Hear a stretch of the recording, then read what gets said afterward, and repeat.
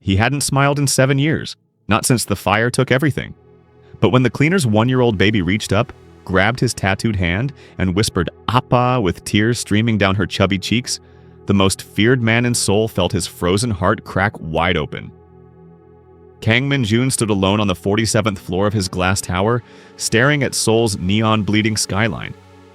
His reflection showed what everyone saw: sharp jaw, neck tattoos crawling up to his ears, dead eyes that hadn't sparked emotion since 2018. His empire stretched across 3 countries, but inside this pristine office, he felt nothing. His phone buzzed. Another merger, another enemy crushed. He swiped it away. The scar on his neck throbbed, the only thing that still reminded him he was alive. His men whispered he was carved from ice. They were right. 7 years ago, he'd locked his heart in a tomb and threw away the key. No weakness, no warmth, no smiles. That's what kept him breathing when everything else burned. 47 floors below, Rachael Johnson scrubbed vomit off marble tiles in the executive lobby, her baby strapped to her back in a worn carrier. Little Zoe whimpered, her tiny fists clutching Rachel's braids. "Shh, baby girl, Mama's almost done," Rachael whispered, her knees screaming. Midnight shift. Again. Her nursing scrubs were in a locker somewhere back in New York, a past life before everything collapsed, before Zoe's father vanished, before the eviction notice, before she ended up in Seoul cleaning buildings owned by men who'd never look at her twice. She squeezed the mop harder. Just survive. Just survive. Zoe coughed, that rattling sound that had been getting worse all week. Rachel's heart clenched. No insurance, no clinic money. She'd called 4 hospitals today. All said the same thing. Payment up front. "We're gonna be okay," she lied, kissing Zoe's hot forehead. The elevator doors opened behind her. Rachael didn't turn. Rich people hated being seen. She'd learned that fast. Disappear, blend into the floors you clean, exist only as the ghost who makes their world spotless. But little Zoe turned her head, and through blurry, fever-bright eyes, she saw him. The man in the black suit. The man whose face looked like her favorite thing in the whole world. Stoned, strong, safe. Her tiny brain didn't know about mafia bosses or danger. She just knew. That man looks like he could hold the whole world. And before Rachael could stop her, Zoe started crying, reaching out with desperate baby hands toward the stranger. Kang's eyes cut to the sound like a blade. A baby, crying, reaching for him. He froze. Rachael spun around, horror flooding her face. "Zoe, no!" She grabbed for her daughter, but Zoe twisted harder, little fingers opening and closing toward the tattooed stranger, her wails growing desperate. "I'm so sorry, sir. She's sick. She doesn't know." Rachael stammered, backing away, pulling Zoe closer. But the baby fought her, arching her back, screaming now. Kang should have walked away, should have called security, should have done what he always did. Erase the disturbance and forget it existed. But something in that cry shattered the silence he'd built around himself. He stepped forward. Rachel's breath hitched. She clutched Zoe tighter, eyes wide. "Please, we'll leave. She's burning up." His voice was gravel and smoke, not a question, a fact. Rachel's throat closed. I know, I'm handling it. When did it start? That's none of your... But her voice cracked. She was so tired, so scared, and this man, this terrifying man, was looking at Zoe like she mattered. Kang's jaw tightened. The baby's cries were softer now, weaker. Her little hand still reaching. And then, she did something impossible. She grabbed his finger. Time stopped. Her tiny brown fingers wrapped around his tattooed knuckle, burning hot, trembling. And she whispered through her tears, "Appa." "Daddy." Kang's world exploded in silence. He stared at this child, this stranger's feverish baby, and felt something crack open inside his chest. A tomb he'd sealed 7 years ago. A wound he swore would never bleed again. Zoe's eyes fluttered closed, her grip weakening on his finger. "She needs a hospital." His voice was steel. "Now." "I can't afford..." "Now." He pulled out his phone, barking orders in Korean. Then his eyes locked on Rachel's. "You're coming with me." I don't even know who you... Kang Min-jun. And your daughter just called me daddy. So we're way past introductions. He turned toward the elevator. Are you coming, or are you letting her die out of pride? Rachel's legs moved before her brain caught up. She followed the devil into the glass elevator, clutching heaven in her arms. The private hospital smelled like money and medicine. Rachel sat in a leather chair worth more than her rent, watching Korean doctors swarm around Zoe in the pediatric suite. IV fluids, antibiotics, oxygen monitor. Words she couldn't afford became reality in minutes. Kang stood by the window, a shadow in expensive fabric, phone pressed to his ear.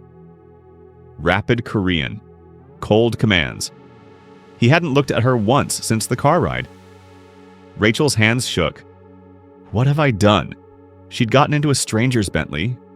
A man covered in tattoos who moved like violence was his native language. A man who made doctors jump at his voice. A man whose hospital was actually a private medical floor in a building with his name on it. Kang Min-jun. She'd Googled him in the waiting room. The search results made her blood freeze. CEO, pharmaceutical empire. Rumors of organized crime ties. Untouchable. Dangerous. Your daughter has pneumonia, a doctor said in perfect English. Early stage. The IV antibiotics will handle it, but she needs 48 hours of observation. I can't stay here 2 days. I have work. Rachel started. You will stay. Kang's voice cut through the room. He finally turned to face her. Room 4701 is prepared. You'll both stay until she's cleared. I didn't ask for your charity. Your daughter asked for my help. His eyes were black glass. When she grabbed my hand and called me father, Rachel flinched. She's one. She doesn't know what she's saying, but she said it. Something flickered behind his gaze. Pain, old and sharp. So I'm responsible now. That's insane. Probably. He buttoned his suit jacket. But I don't leave debts unpaid, and she gave me something I haven't had in 7 years. What? He didn't answer, just walked toward the door. Wait. Rachel stood. Why are you really doing this? Kang stopped. His hand rested on the doorframe, knuckles white. When he spoke, his voice was barely human. Because the last person who called me Appa died in my arms. He looked back, and Rachel saw it, the ghost living inside him.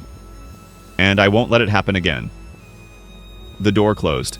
Rachel collapsed back into the chair, her whole world tilting sideways. Hour 16. Rachel hadn't slept. Zoe was stable now, breathing easier, color returning to her brown cheeks. But Rachel couldn't close her eyes. Not in this glass room overlooking Seoul. Not with him sitting in the corner like a tattooed guardian angel who'd forgotten how to fly. Kang had returned at 3 a.m. with coffee. Black. He didn't ask if she wanted cream. Just placed it on the table beside her and returned to his chair. They hadn't spoken in hours. You don't have to stay, Rachel finally whispered, watching Zoe's little chest rise and fall. I'm sure you have empire things to do. I cleared my schedule. His voice was flat. For a stranger's kid? She's not a stranger. He leaned forward, elbows on his knees. She chose me. Rachel's throat tightened. Kids grab at everything. Doesn't mean anything. It meant something. His eyes found hers in the dim light. You felt it too. When she said Appa, you saw my face change. She had.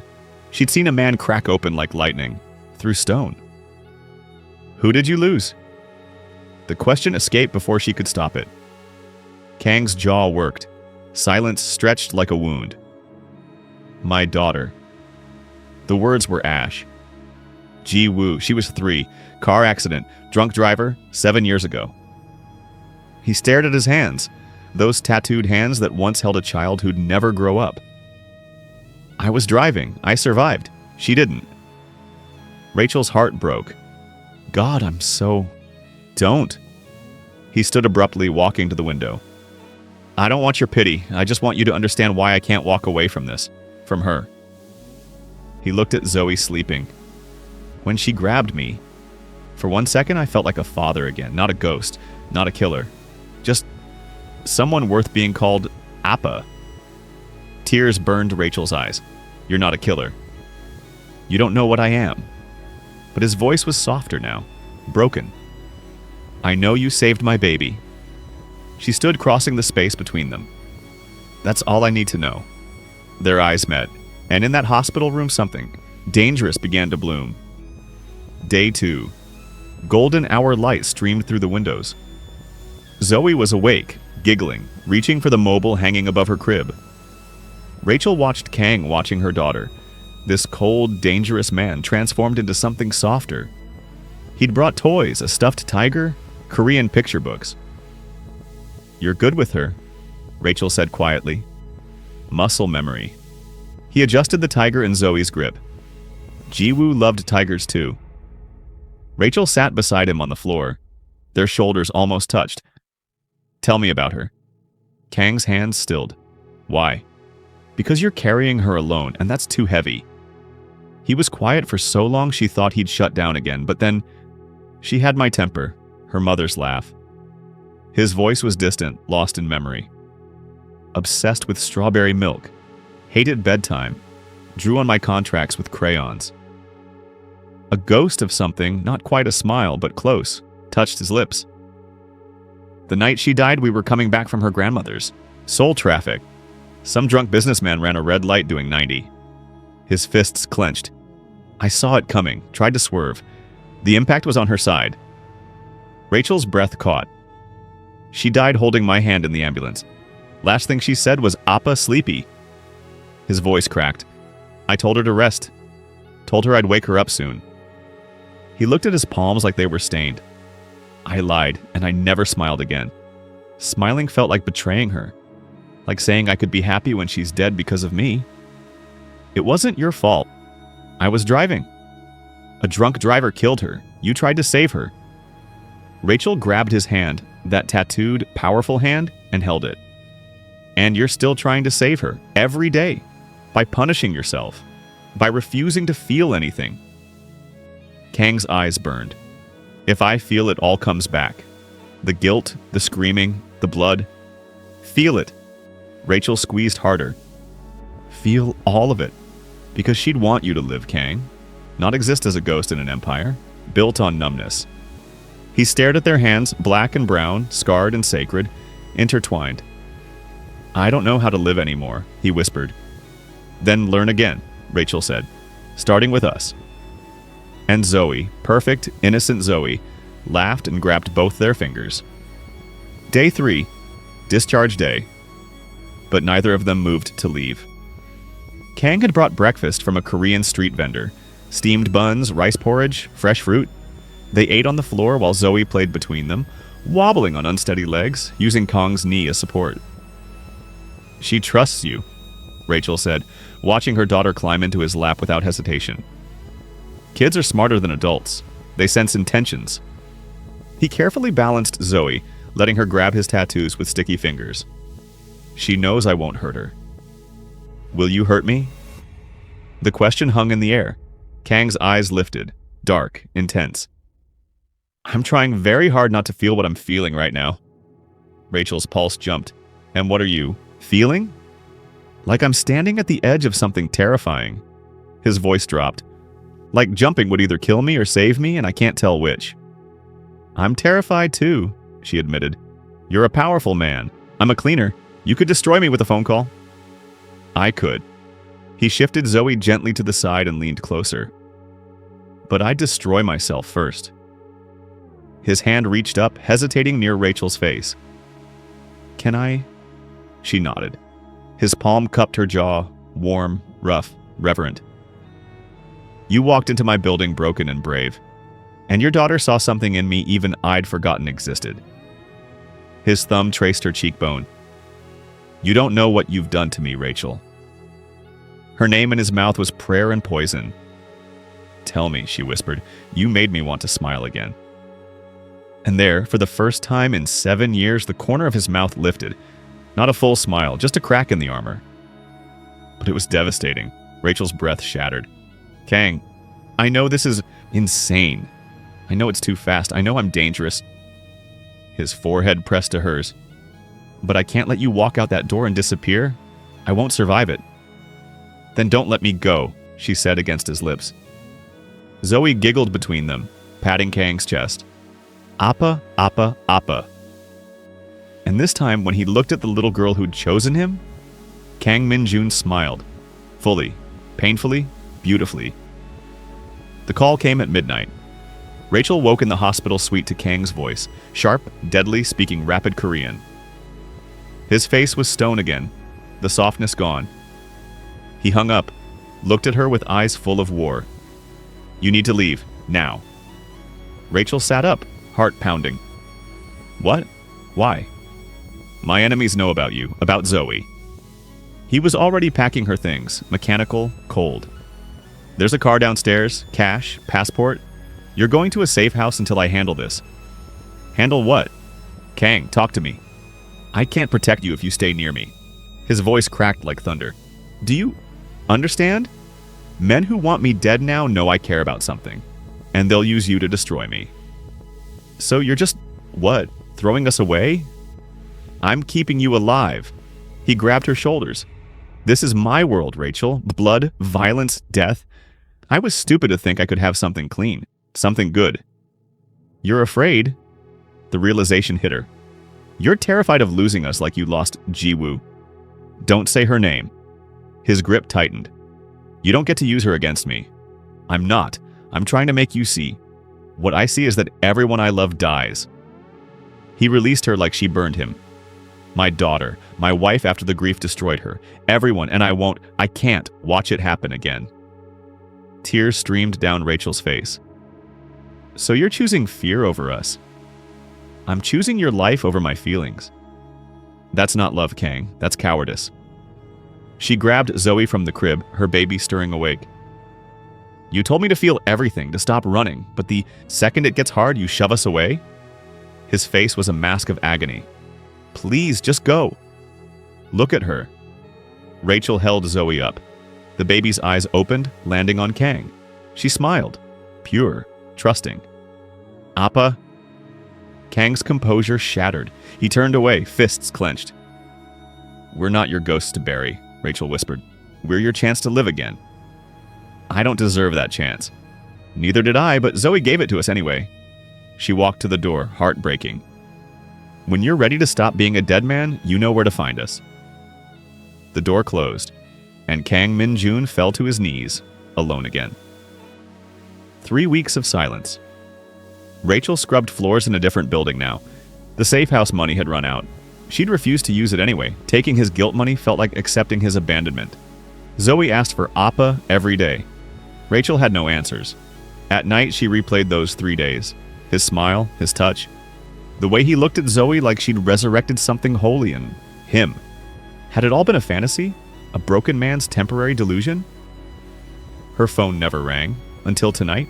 Unknown number. Korean area code. Ms. Johnson? A woman's voice, formal. Mr. Kang asked me to inform you. His situation has been resolved. The threats have been neutralized. You and your daughter are no longer in danger. Rachel's heart stopped. Is he okay? A pause. He's alive. But he instructed me to tell you, you were right, and I'm sorry. The line went dead. Rachael stared at the phone, emotions warring inside her. He'd protected them, fought for them. But he still couldn't come himself, couldn't face what he'd broken. Coward. She was about to throw the phone when it buzzed again. A text, an address, and 6 words. I'm ready to stop being dead. Kang stood in the same hospital lobby where it all began. 47th floor, midnight, full circle. His reflection in the glass showed someone different now. Still tattooed, still dangerous, but the deadness in his eyes was gone.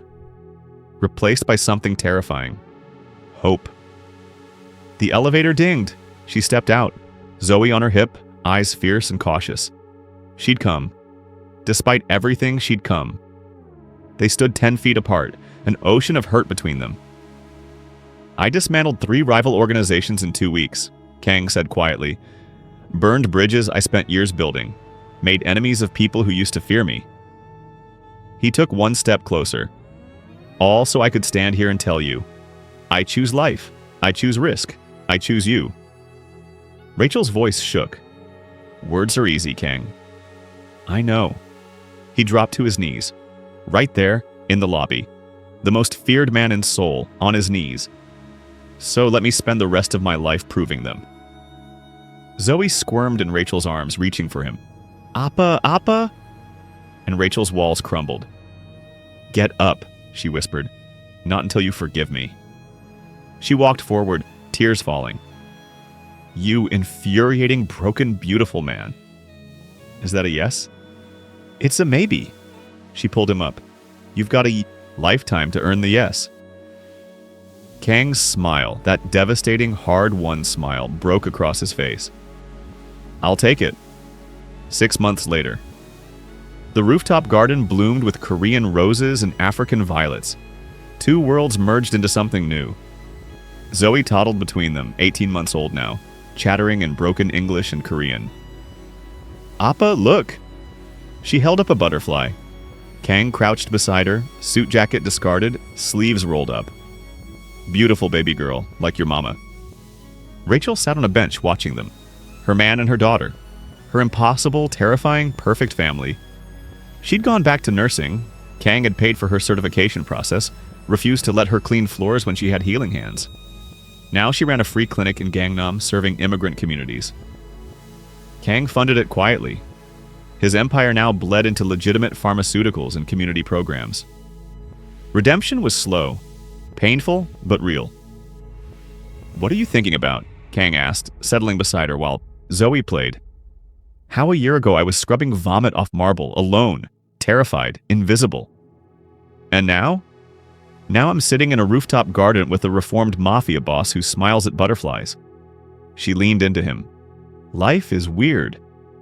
Life is good. He kissed her temple. Because of you. Both of you. Zoe ran over, crashing into their legs. Appa, Mama, family. They'd taught her that word carefully. Explained that family isn't just blood, it's choice. It's showing up. It's loving, despite fear. Kang lifted his daughter, then pulled Rachel close. The 3 of them, a black woman from New York, a Korean man with a violent past, and the baby who saw what no one else could. A father waiting to be found. I love you, Kang said. Not a whisper, a declaration. I know, Rachel smiled. You tell us every day. Not enough.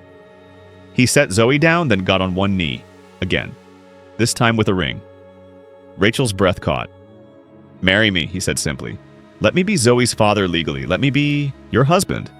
Let me prove every single day that you betting on a dead man was the best decision you ever made. Tears streaming, Rachel pulled him up and kissed him. Yes, yes, yes. Zoe clapped, not understanding but feeling the joy. Appa, Mama, happy. And under the soul sky, 3 broken pieces became whole. Do you believe people can truly change? Have you ever given someone a second chance that changed everything? Share your story. We want to hear it.